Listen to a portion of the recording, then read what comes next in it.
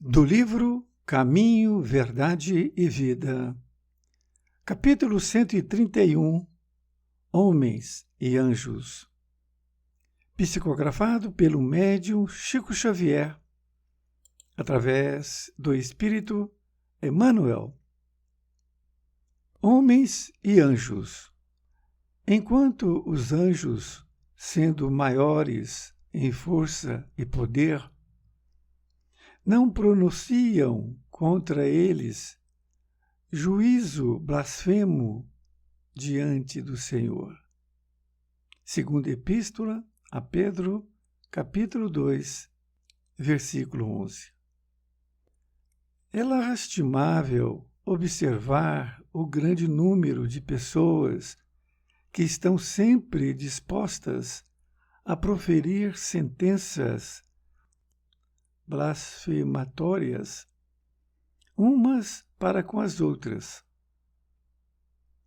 A leviandade domina-lhes as conversações. A mesquinhez corrompe-lhes as atividades nos mais diversos setores da vida.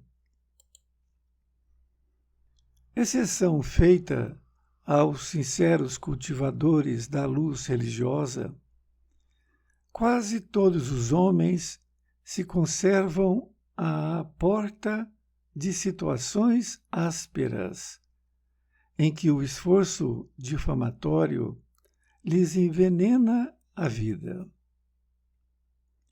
Alimentam antipatias injustas para com os irmãos de atividade profissional, pelo próximo que lhes não aceita as ideias, pelos companheiros que se não afinam com os seus princípios. E como a lei é de compensação e troca, receberão dos colegas e dos vizinhos as mesmas vibrações destruidoras.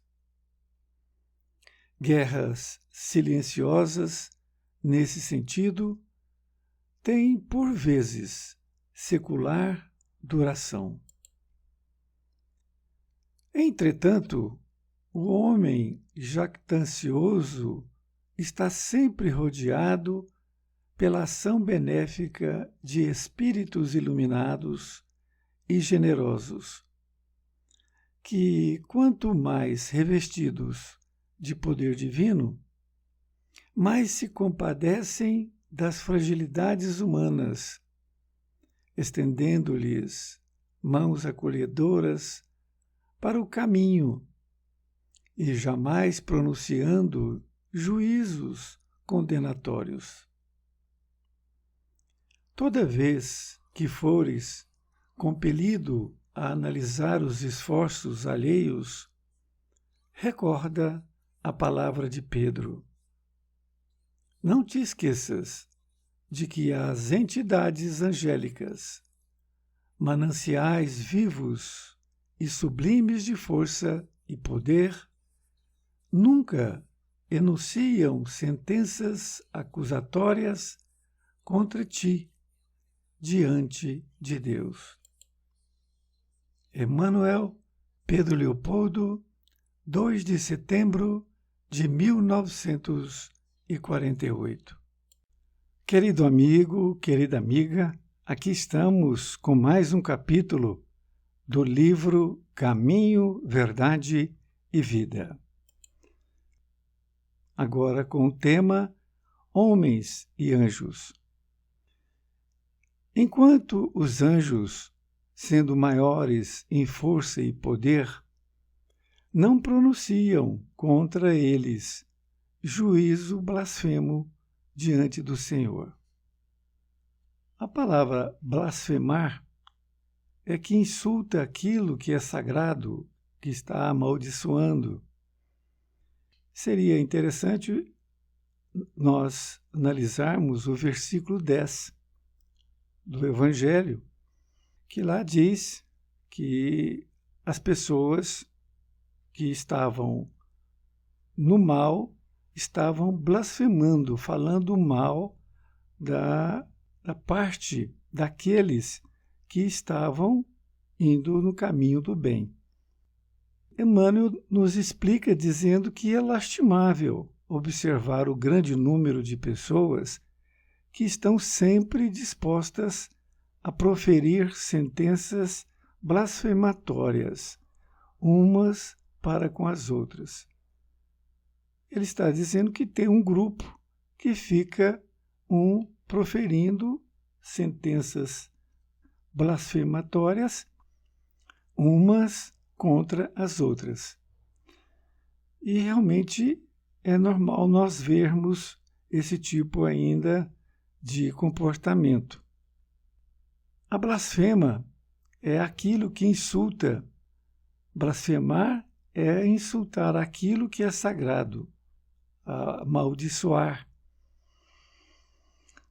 E diz ainda que a leviandade domina-lhes as conversações, a mesquinhez corrompe-lhes as atividades nos mais diversos setores da vida.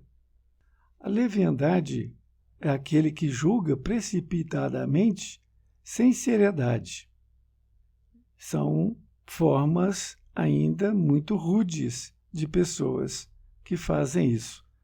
E também a mesquinhez é aquela pessoa que está apegada ao dinheiro.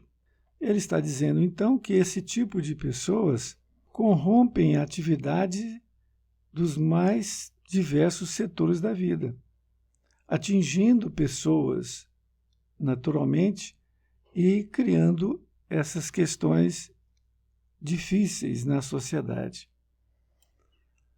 Nesta outra parte, ele diz exceção feita, ou seja, existe exceção.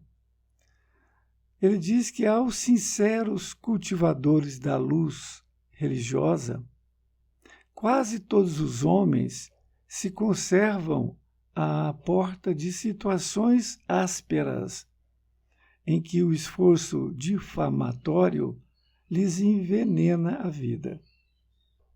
Desta feita, ele está dizendo que tem exceções, que sinceros cultivadores da luz religiosa, quase todos os homens conservam nessas situações ásperas, que estão sujeitos a receber alguma coisa difamatório, que lhes envenena a vida.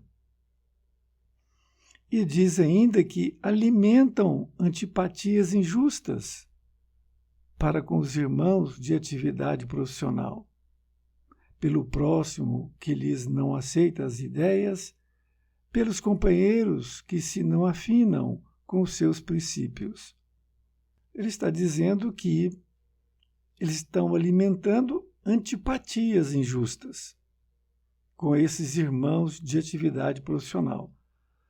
Então, se você está no trabalho e você está diante ali de um colega profissional e ele está fazendo esse tipo de comportamento para com você, essa lição cabe perfeitamente.